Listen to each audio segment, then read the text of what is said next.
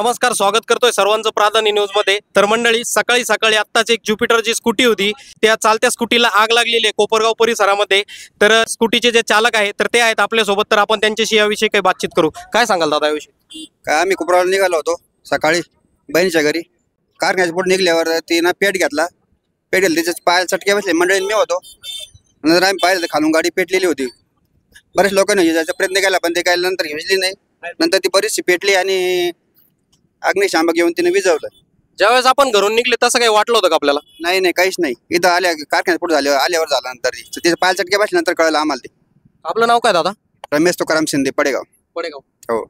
तर या ठिकाणी आपण बघू शकताय की ज्युपिटर कंपनीची स्कूटी आहे। तर दोघ जण होते, ते घरून निघल्याच्या नंतर त्यांना तसं काही वाटलेलं नव्हतं, पण ज्यावेळेस ते संजीवनी कारखाना या परिसरामध्ये आले तर त्या चालत्या गाडीने ती स्कूटी होती, त्या स्कूटीने पेट घेतली। तर पेट घेतल्याच्या नंतर त्यांच्या त्वरित ध्यानात आल्याच्या नंतर या ठिकाणी कोपरगाव नगरपालिकेचे अग्निशामक आहे, त्यांनी त्यांच्यासोबत संपर्क केला आणि येणाऱ्या लगेच काही मिनिटांमध्ये ते कोपरगाव नगरपालिकेची जी अग्निशामक होती ती आल्याच्या नंतर त्यांनी ही जी स्कूटी आहे तर त्या स्कूटीची त्यांनी पूर्णपणे विझवणी केलेली आहे। या ठिकाणी आपण बघू शकताय गाडी पूर्णपणे पेट घेतल्याच्या नंतर गाडीमध्ये कुठले काही जे अवशेष आहे ते पूर्णपणे जळून खाक झालेले आपल्याला या ठिकाणी बघायला मिळत आहे। दादा, याबद्दल आता आपली काय मागणी असेल? काय त्यांनी भरपाई करून द्यावा माझी गाडी। मी शेतकरी आहे, त्यांनी मला एक चांगल्या प्रकारची गाडी घेऊन द्यावा। तर आपण बघू शकताय की त्यांच्या मागणीनुसार त्यांच्याकडनं असंही सांगण्यात येते की मी एक शेतकरी कुटुंबातील माणूस आहे आणि मला कंपनीकडून ही जी गाडी आहे ती या गाडीचं जे नुकसान झालेलं आहे ती भरपाई जी आहे ती त्वरित करून द्यावा, अशी त्यांच्याकडनं मागणी जी आहे ती त्यांच्याकडनं करण्यात येत आहे।